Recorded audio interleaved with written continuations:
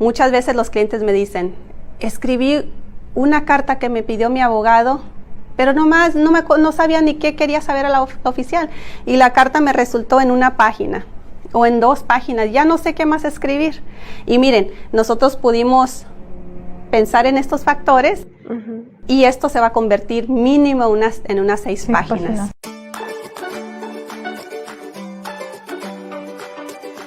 Hola a todos, espero que estén bien. En este video vamos a hablar sobre las cartas de extremo sufrimiento para su perdón. La técnica que voy a usar para explicarles más a fondo sobre esto será tipo clase. Y hablando de clase, aquí tengo mis excelentes alumnas que me van a estar ayudando para ayudarles a ustedes. Bueno, comencemos. ¿Cómo están, chicas? Bien, gracias. Aquí contenta porque vamos a demostrarle a la gente cómo se redactan estas cartas de extremo sufrimiento que son muy famosas hoy en día. Mucha gente se le está pidiendo perdón, así que les voy a compartir el conocimiento y esperemos que algo les ayude a nuestro público. ¿Ok? Hoy vamos a usar el ejemplo de María y José. Es una pareja. Ella es ciudadana americana y él es mexicano, vive en México, la familia está separada. Ese es el ejemplo que vamos a usar. Tienen hijos, ella está trabajando en Estados Unidos, no gana mucho, así que de verdad que necesita que el perdón de su esposo se le apruebe para que él pueda venir aquí y apoyar en lo que es necesario. Ahora, la pregunta del oficial, cuando uno somete un perdón, la pregunta del oficial es, ¿por qué yo le debo de dar el perdón a José? Porque ¿de qué forma ella sufriría sin él en Estados Unidos?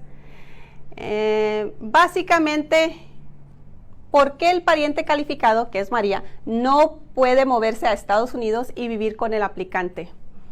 Existen varias razones y varios factores. Así que, ¿me pueden decir a ustedes algunos factores en los que podemos enfocarnos en este caso, quizás?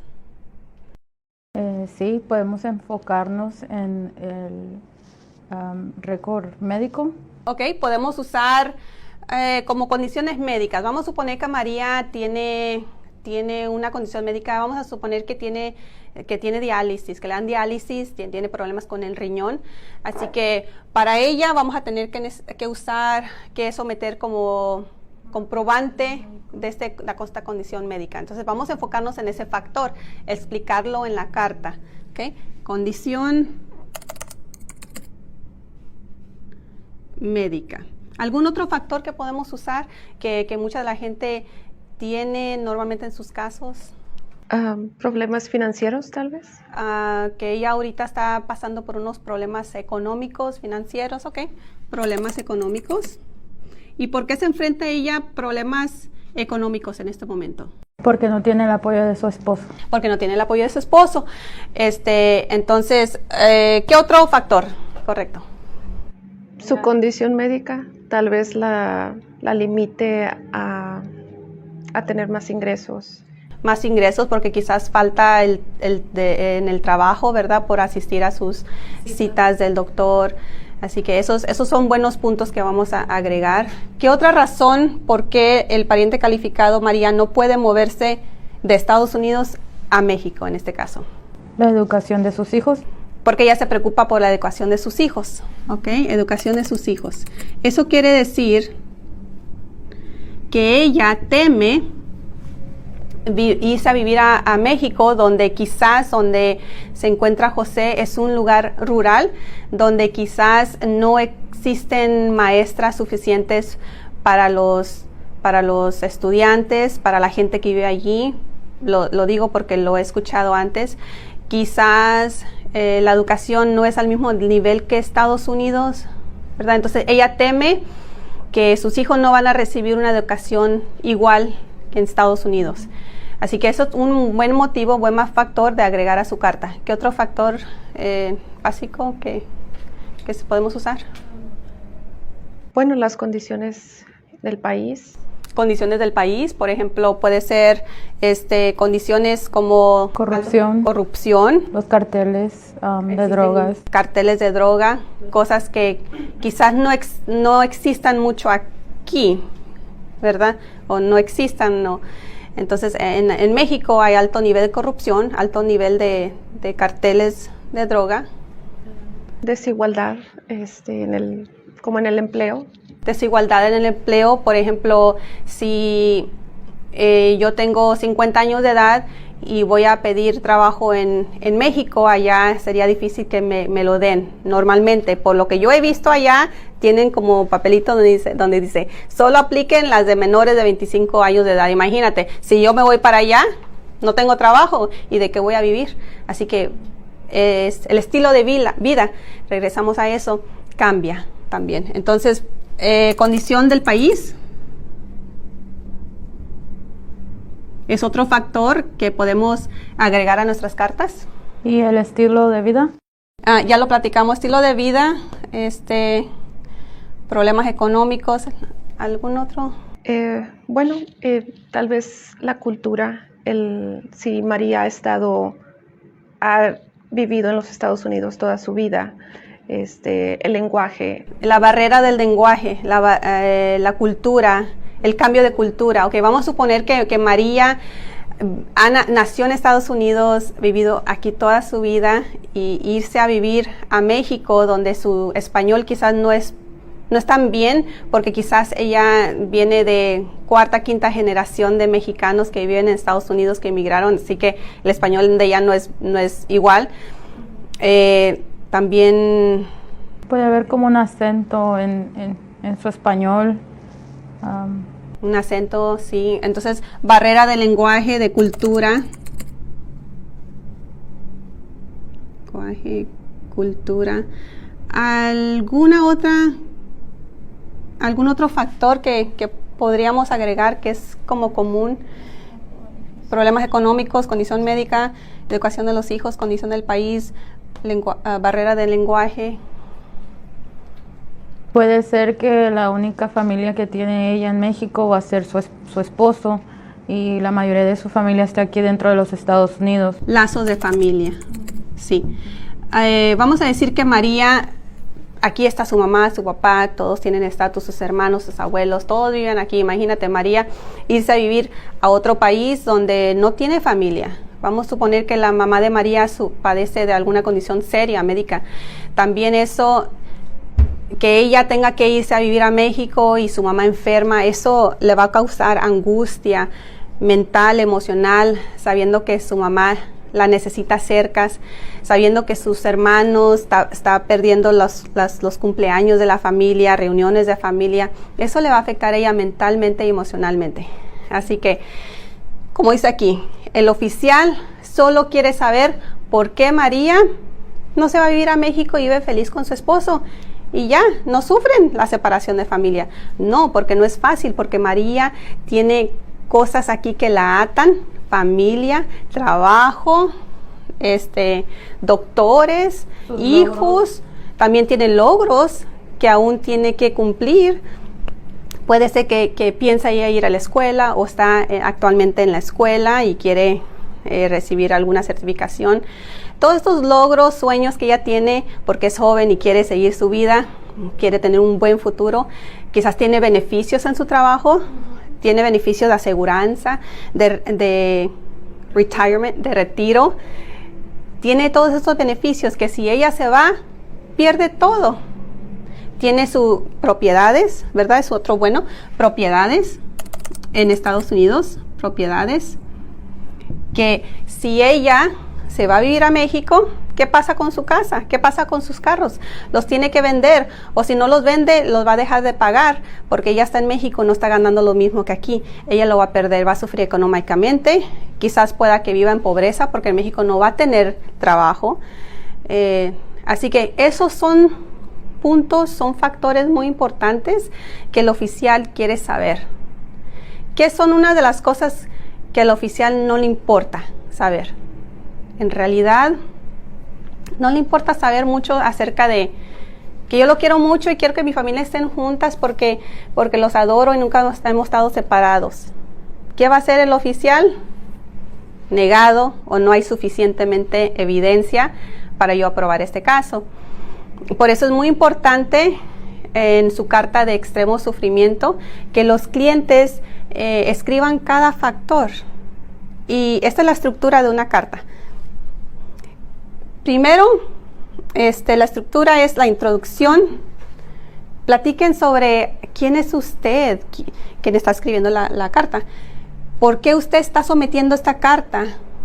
Describa quién es su cónyuge, hijos, edades, estatus legal. Yo incluiría esa información en la introducción, en el principio. Después, yo estaría poniendo todos los factores, uno por uno. ¿Okay? Mi sugerencia es que el cliente se ponga a pensar. Vamos a suponer que el cliente lo va a hacer ellos mismos su carta. Entonces, ¿por qué no se ponen a pensar, ¿por qué yo no me puedo ir a vivir a México? Por muchas razones. Que el cliente pueda apuntar sus razones. Esas razones las agrega a su carta y para cada razón ellos van a explicar en detalle. Esos son los factores. Entonces, vas a poner el título a cada factor. Por ejemplo, si vas a empezar, yo diría empezar con lo más importante del caso entero. Condición médica. Que es condición médica, si existe. En los hijos, en el aplicante también, que sería José, y para el pariente calificado. Platica sobre la condición médica. ¿Qué beneficios ella tiene aquí? Aseguranza, todo eso. ¿Y qué pasaría si ella se tiene que ir a México? ¿Cuáles son los cons? Desventajas. Que si ella se va a vivir a México, ¿qué va a pasar? Primero explicarle en un párrafo, ¿verdad? Esto es lo que me ocurre, esto es lo que yo tengo en Estados Unidos, lo bueno que tengo en Estados Unidos. Yo haría una o dos párrafos explicando eso. Siguiente párrafo explicando, pero si yo me tengo que mover a México, esto me sucedería. Pierdo esto, ¿verdad? Eso lo explica. Ese es un párrafo. Un factor. Nos movemos con el segundo factor, que viene siendo, vamos a platicar sobre problemas económicos. Igual, vamos a hacer uno o dos párrafos explicando qué bueno tiene ella aquí, el trabajo bueno, cómo ella puede pagar todos sus biles y todo. Y qué pasaría si ella deja todo y se va a vivir a México. Así que en cada factor yo haría unos 2 o 3 párrafos, máximo 4 en cada factor. Varía, ¿verdad? De 2 a 4. Así que en este caso ella tendría 7 factores aquí. Entonces, si ella hace 2 a 4 párrafos para cada uno, ella termina con una carta de mínimo 6 páginas. Así que muchas veces los clientes me dicen, escribí una carta que me pidió mi abogado, pero no sabía ni qué quería saber a la oficial. Y la carta me resultó en 1 página o en 2 páginas. Ya no sé qué más escribir. Y miren, nosotros pudimos pensar en estos factores y esto se va a convertir mínimo en unas 6 páginas. Ya. Ok. Por último es la conclusión. ¿Qué es lo que yo pondría en una conclusión? Es explicar, o sea, en resumen, pedir que el oficial reconsidere su caso base a sus factores importantes. Básicamente, mire la evidencia que está ofreciendo. Que estamos agregando al paquete, sí. Básicamente, lo que ellos escriben en una carta completa, el perdón, que es otro punto, y vamos a tener otro video acerca de una clase, cómo preparar su propio perdón. Pero en esto, una carta de perdón siempre tiene que incluir la evidencia para respaldar lo que uno explica en estas cartas. Y esta estructura de este perdón o esta carta de perdón se puede usar para perdones I-601, I-601A y 212. ¿ok? Pero aún cambian las cartas un poco dependiendo también en el perdón y dependiendo en la ofensa que tienen exacta. Por ejemplo, si existe un crimen, tienen que platicar un poco un crimen. Otro punto muy importante que deben de escribir en la carta es, inmigración quiere saber, ¿te vas o te quedas? Si no le aprueba a tu esposo el perdón. Entonces ella tiene que decir, mire, si mi esposo no le aprueba el perdón, yo tendré que irme a vivir a México y estos son los puntos que me afectaría si yo tomo esa decisión. O puede decir María, no, si mi esposo no es aprobado, yo no podré ir a México, yo me mantendré en Estados Unidos con mis hijos y de esta manera yo voy a sufrir. Y los sufrimientos pueden ser, déjame regresar, o explicarle al oficial, si yo me voy, esto pasa, pero si yo me quedo, esto pasa. También es otra manera de escribir su carta. ¿Alguna pregunta? Y como les digo, básicamente esa es la estructura, mínimo 6 páginas. Cada carta necesita una para el aplicante donde él explica su versión de cómo él ayuda aquí a ella y cómo él apoya, y también necesita ella una carta donde ella explica las razones por qué ella lo necesita aquí, ¿ok? Y explicando los factores. Por último, una carta siempre tiene que ir notariada o con una oración al último, donde dice que la persona jura bajo pena de perjuicio, en otras palabras, que todo lo mencionado es correcto. Firmar la carta y ponerle la fecha. O, si no quiere poner esa oración, notarícenla. La inmigración acepta las dos maneras. ¿Alguna pregunta que tengan? ¿Es claro la manera en que uno...? Sí, sí tengo una pregunta. Como en el caso de los perdones I-601 o el I-212, que la persona ya asistió a su cita fuera de Estados Unidos normalmente, es importante mencionar lo que sucedió en la entrevista. Un ejemplo, si el oficial fue injusto conmigo, si me trató de manera grosera, si me presionó, sería importante mencionar lo que sucedió en la entrevista. ¿En la carta? En la carta. En mi opinión, no lo es. Yo nunca he agregado. He sabido de personas que me preguntan eso mucho, que, oye, pero es que me pasó esto en la entrevista y ellos me hicieron decir esto, o ellos, esto pasó y no pasó, y en realidad es irrelevante lo que pasó en la entrevista. Ahorita lo que quieren es un perdón. No importa lo que pasó, lo que quieren saber es cómo usted va a sufrir si no le aprueba a su esposo en Estados Unidos. Así que hay que mover adelante, seguir adelante y dedicarnos más en el enfoque que viene siendo los factores de extremo sufrimiento. ¿Ok? Es importante incluir las fechas que, por ejemplo, en este caso fue presencia ilegal. Es importante poner las fechas cuando entraron o intentaron entrar. Buena pregunta. Si una persona me dice, ¿sabes qué, Petra? Yo entré en esta fecha y viví hasta esta fecha en Estados Unidos, por eso es que me están pidiendo el perdón por presencia ilegal. Yo, en lo personal, no agrego fechas, porque en mi opinión y base mi experiencia, no han importado estas fechas. Y aparte, principalmente lo hago porque no quiero que de repente el cliente dijo algunas fechas diferentes durante su entrevista o cuando sometieron la petición. Porque los clientes se equivocan de fechas de años, y este es el perdón. Esto es ya lo último que hay que someter para que te den tu residencia. Y si estás mal en algunas fechas, te pueden negar el perdón. Entonces yo prefiero, para eliminar cualquier riesgo, no pongo fechas. Y me ha ido bien. Sí, nos ha ido bien aquí. ¿Qué lazos es considerado incluir?